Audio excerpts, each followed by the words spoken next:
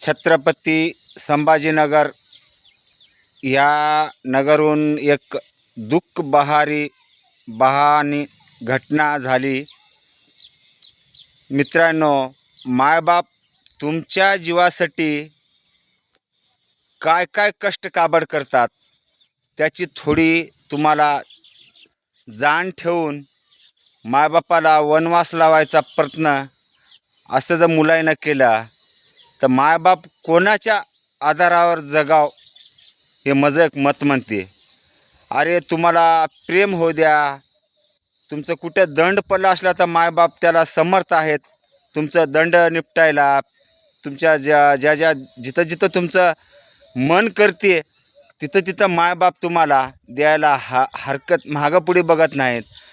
मित्रांनो, मायबापाच्या जीवाला तुम्ही वनवास लावून उच्च माळावून जर उड्या मारता तर मायबापाच्या वेदना जीवाला काय वाटेल. तुम्हाला लहानाचं 9 महिने माय पोटात ठेवून 9 महिन्याच्या बाद त्याची तुमची गाण देणं, तोंड देणं, काय काय वेदना करावं लागतात तुमच्या.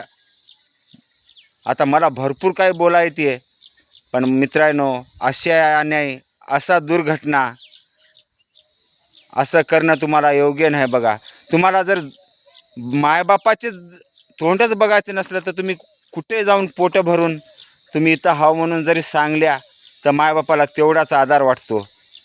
अरे मित्रांनो, असं माळावर जाऊन उंच टेकड्यावर जाऊन, अरे मित्रा तू तर गेलास, मायबापाला पण किती आता मायबाप बी मेले. बहीण तुझी असेल तर मागं काय काय तिनं कसं कोणाच्या आधारावर जगाव. अरे मित्रा, असं नको करायचं होतास तू. माझ्या सगळ्या मित्राला हात जोडून विनंती आहे.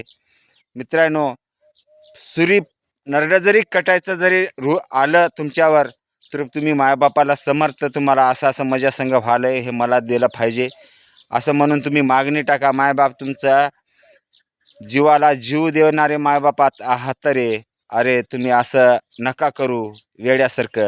वेड्यासारखी जिंदगी व्यर्थ घालण्यात मजा नाही. काय तुम्हाला सांगावं मलाच काही कळणार लय. बघा, विचार करा. मायबापाचं सुख समाधानी मायबापाला लाभायच्या टाईममध्ये जर तुम्ही आत्महत्या जर करता तर त्याला मतलब नाही मित्रांनो बोलून. बरं का, लक्षपूर्वक हे माझं शेवटपर्यंत ऐका.